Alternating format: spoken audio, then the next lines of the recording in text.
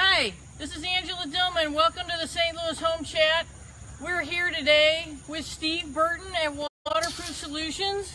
Steve has over 30 years experience in waterproof and structural repair. He's our favorite waterproof and structural repair guy. Let's face it, water and houses just do not mix. And it's really important for you to pay attention to the water flow issues around your house. In an existing home, your first line of defense is really to come outside and try to prevent the water from coming inside. And today we're here in a yard that has had some water flow issues that cause a lot of trouble. So even a small leak ignored over a long period of time can create thousands, if not tens of thousands of dollars in structural damage to your home. So Steve, tell us a little bit about what's going on in this yard, why it's important to pay attention to the water flow issues in your yard. Right. Well, if you don't manage your yard, it will manage you. And as you look at this, it looks like a beautiful yard. Nice neighborhood. I mean, the folks that moved here from out of state, they had no clue. It even looks like this yard even flows really well in how the water flows away from the house flowing that way. And I think at some point, this delta, and delta is when something fills up. So I believe at one point we had a better flow through here than we did. But over time, things settle and sediment builds up and things build up. You get trees that come up out of the ground. One of the biggest problems for this was this tree root. You have the massive tree branches. Those roots mirror that. So you're very difficult as you get in to try and manage water around a tree without killing it. Plus the wall would have been one of the other things I would have noticed had I been able to come in on the front of this. The wall's starting to fail, it's pushing. So the more we start to look, the more I started to realize that there's a double patio here. I started to realize that there was a patio on top of a patio. Patios that tilt towards a house, giantly terrible for the foundation. You know, water's 8.35 pounds per gallon. 500 gallons is over 4,100 pounds. Wow, 500 gallons over 4,100 pounds. And it takes 350 foot-pounds to break the wall. So the fact that we only had water problems, you know why it was good? It leaked. Oh, so it broke in some spot to relieve the pressure on the wall. Exactly, so it wasn't able to build up and bust the wall. So what happened was it attacked the bricks on the top of the house there. You'll notice there's a membrane there along the patio. We had to go in and replace and rebuild the brick that was higher than the foundation.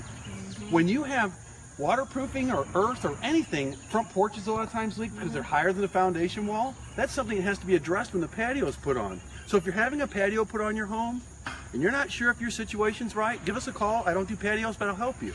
Because in this instance, they had to lose their patio over this. They all have to be ripped out now and be redone because of the town that we're in and the codes that are in place. So having said that, my first diagnosis of the home was this crawl space, which is an addition on the back of the house, completely flooded in our last 100-year rain that happens about every 2 years. Yeah, the one in December. We have had a couple. 3 foot of water. Right coming through the window of the crawl space like a waterfall. Wow. Water coming over the back of this wall, just raining. So then they started having hydrostatic issues. So one thing led to another, which led to another. The outside expedition on this thing was quite a piece of work. We're coming 100 feet from this corner all the way around with a French drain that has to pitch very well, because again, we cannot have water next to a house. Well, talk a little bit about a French drain. I've always heard that a French drain, I could just dig out a little spot, maybe put some rock in there, put a black corrugated, perforated pipe in there, run it, cover it back up. Sounds good, doesn't it? Yeah, and get that water away from my home. And will that work? It'll work. How long? How long does it work? Black corrugated pipe is not aliphatic. The sun kills it. Or the guy with the weed whipper. Or the mole. Or the tree root that wants to grow through it. You'll notice I use Schedule 40 pipe. You can drive a tractor over this stuff. There's no mole going to bite through it. There's no tree root going to push through it. And you'll notice I have clean outs. And we'll get a little closer. On that downspout there, you'll notice the little Y and the cap on it. That's so you can actually flush these systems out. They're PVC with holes at 10 and 2. No black pipe outside here. All right, so you've got a white PVC Schedule 40. And you've drilled a hole at 10 and 2 o'clock, or you purchased it that way. Correct. You can buy them that way. And that's what we should be using for our French drains. The water runs the rock just as much, and then when it finally gets so to where it's really working, that water will fall in the pipe for a pipeline in a fast run. So you got your rock first, then your PVC. So Geotextile first. Okay. What we want to do, and it may be a little bit of belts and suspenders, but with geotextile is a fabric that will allow water to come through it very easily, but it'll allow the silt, sands, and other things to stay at bay. Okay. So we take it to the next level. Clean rock is completely okay to use, but clean rock is a crushed rock that still has minus on it. That can eventually build up around the pipe. So we take it to the next level. We use river rock. It's abundant. God's knocked the edges off it. No mess. Clean. Works perfectly. Then it can be a rock top. Now they're having a new patio put in, so we put some Alabama Sunset to make that look pretty, which is a colored river rock. A typical river rock's, brown. So they're going to have that all redone with a fireplace and the whole thing after this. They had to have something fun to go with. But let's talk about dry wells and see where this goes. Okay. So we've got this massive system collecting a lot of water. Big thing about this is pitch. If you don't have pitch and run, things are going to back up. Remember we talked about how heavy water is. If we allow water to sit too long, it can end up fracturing the wall. Wow, that's a lot of damage. A lot of damage on a house just from a little bit of water. And from what we've seen, diagonal cracks are from lateral push, and that's what this house was destined to get had we not taken care of the water issue. So now we've come around both sides of the addition, the whole back, and we're coming out here to a dry well. Okay, so Steve's going to talk to you about a dry well. Maybe you've heard the term before, maybe you haven't, but there is such a thing as running out your water from the house, from your downspouts, into a hole in the ground that they've created properly in order to take the water away from the house. So let's learn a little bit about a dry well. This well here is 3 foot by 3 foot by 3 foot deep. So 3 foot by 3 foot by 3 foot. Okay, so it's a we've got a big cube there that can accept water. Well, you see the grate on the top here? We're not a fan of push-ups in the sense that, are they proper? They work in some areas, sure, but what we need it to do is we need things to work during really bad times, during very heavy rains, during the worst lawn cutting guy you ever had in your life, because we don't need this thing smooshed down. Another thing too is we don't need the top of this big well with water in it at the top. It's going to cause mosquito issues. So what's neat about this is you can see the T. So we have it all labeled out. It's very simple for us to do.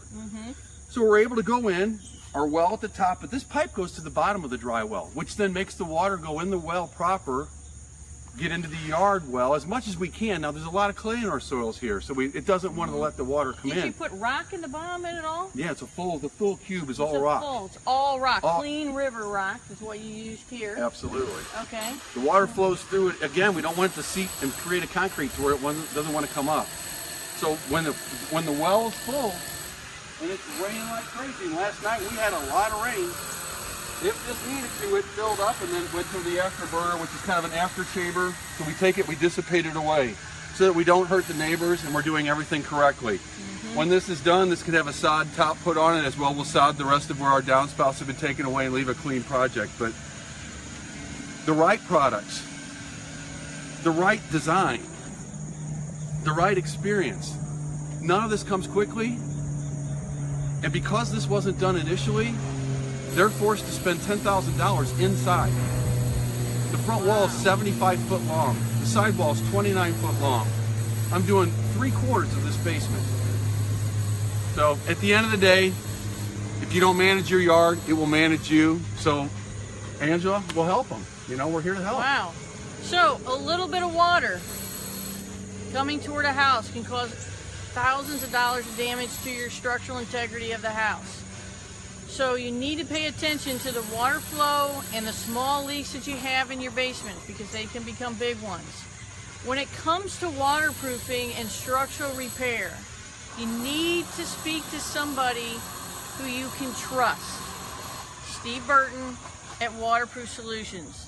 Steve has over not just 30 years of experience, but Steve shares our value system. And that is to be honest at all times, to operate with integrity, and to always put you first. We figure if we put you first, God will take care of us. Amen.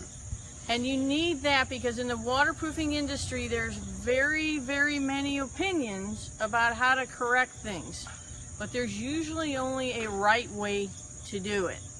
So we want you to be able to call Steve at Waterproof Solutions whenever you have an issue and you're not sure quite what to do about it, or you just want to make sure you do it right. That's really important. It's a free call. I don't charge for advice. I like to help. What's your phone number, Steve? It's 636-343-4379. Back in the day, it was 4 Drive, but nobody has the numbers and the letters on their phone anymore. 636-343-4 Drive, but 4379 will get you there, and my cell phone's floating all over the place, so you guys can call me on 636-236-9933. I'm not a hard person to find. All right, Steve, we really appreciate your time today and the tips for the waterproofing and structural repairs on our house. Steve uses a great carbon fiber product as well when it comes to structural repairs. There's a lot of different kind of structural repairs out there, and some of them really hurt the resale on your house. I really want you to call us first so that we can hook you up with the right people at the right time, so that you're not devaluing your house when you're making structural repairs. It may sound good, but I can tell you what the marketplace is going to think about that repair, which is a big deal for your financial livelihood, really, and what your investment is all about here. So thanks for joining us today. Again, I'm your host, Angela Dillmon, at the Dillmon Group at Keller Williams Realty Chesterfield, the #1 selling office in St. Louis. We're here for you. Give us a call and let us hook you up with some great vendors. Thanks for joining us, and we'll see you next week.